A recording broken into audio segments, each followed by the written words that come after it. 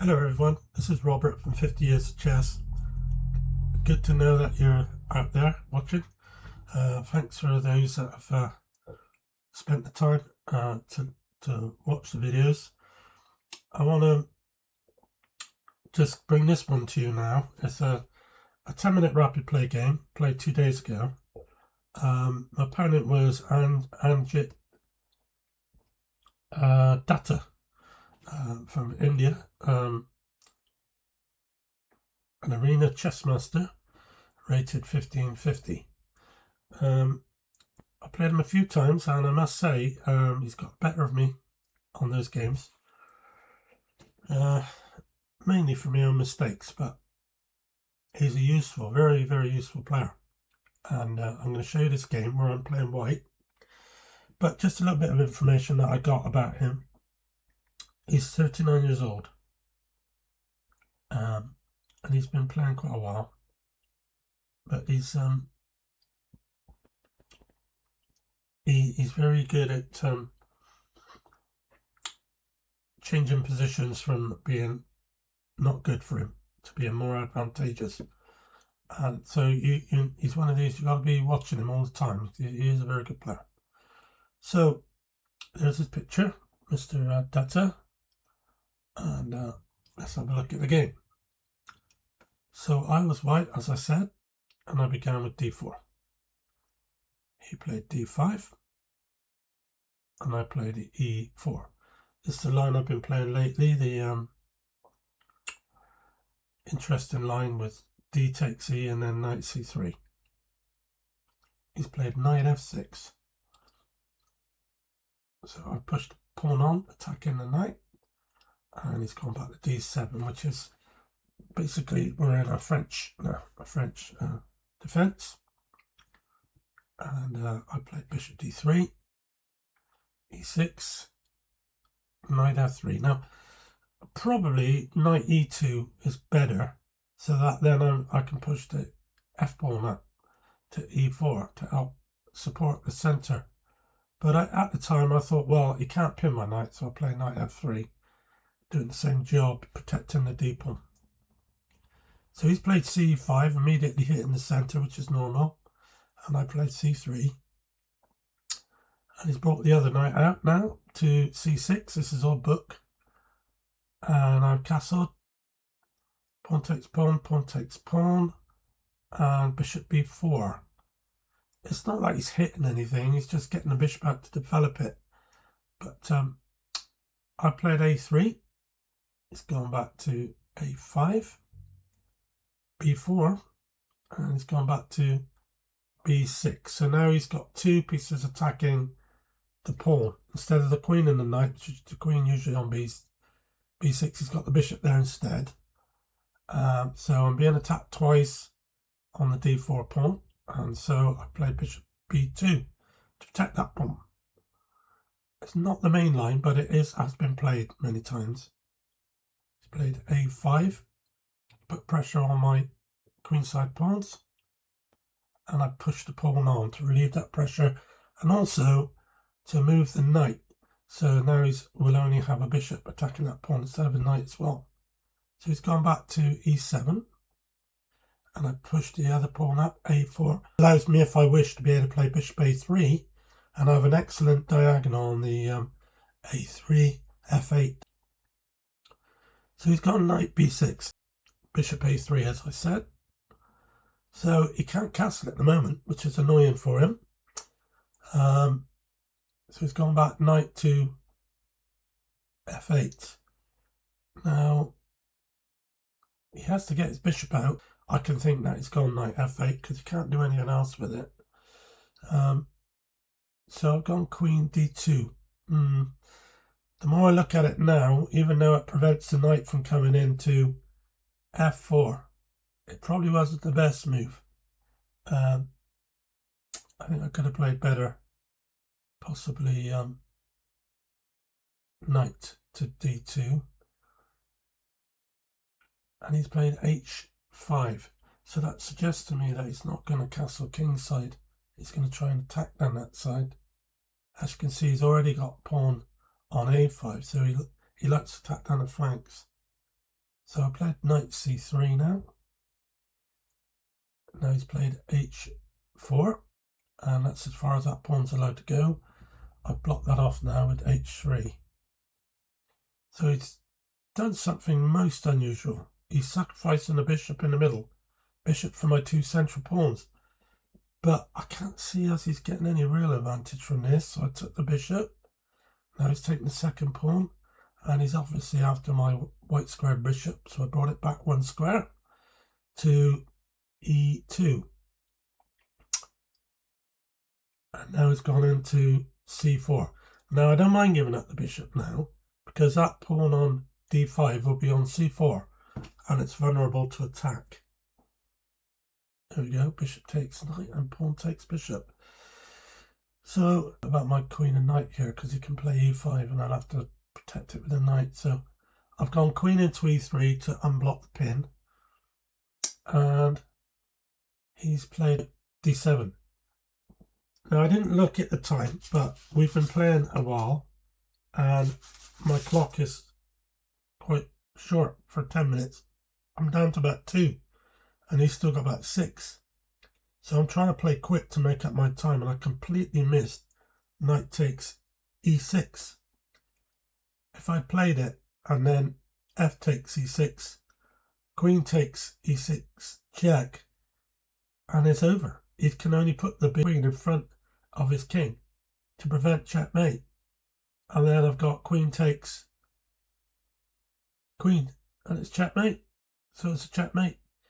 And even if I go knight takes pawn on e6, if he doesn't take it and he moves the queen, say to, I don't know, f6, I would still have knight to c7 check, and he goes king to d8, and then I win the rook on a8. So I missed all this. I just went into hyper speed mode, and I played something else instead. I played rook d1.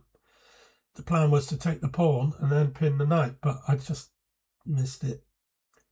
So he did play queen f6, and now I brought the other knight across to attack his queen on f6. I've got a really, really strong position anyway.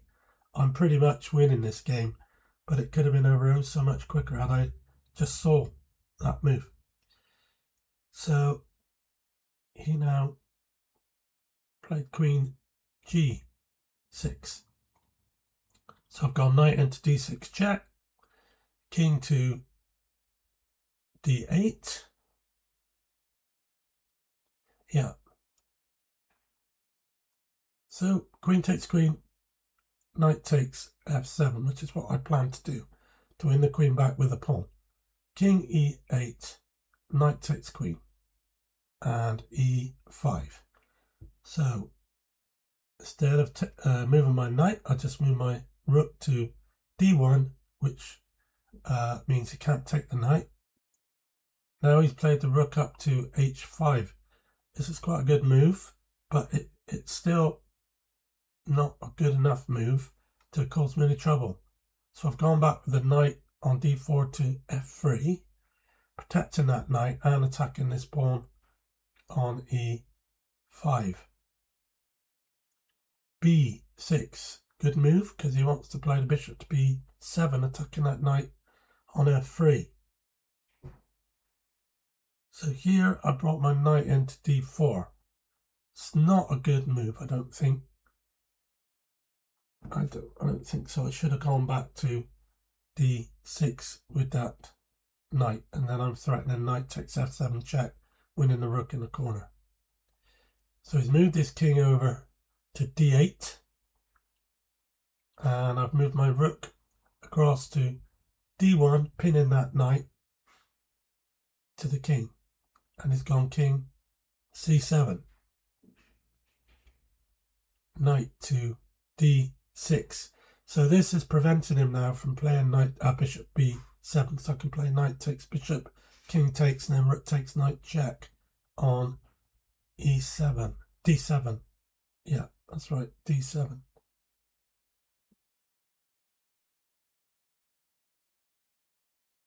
knight to c5. Well, I can't allow him to bring that knight into the game. It would be very powerful. So I play bishop takes knight, pawn takes bishop, and rook to e1, attacking the pawn twice with my rook and knight. And he's played bishop b7.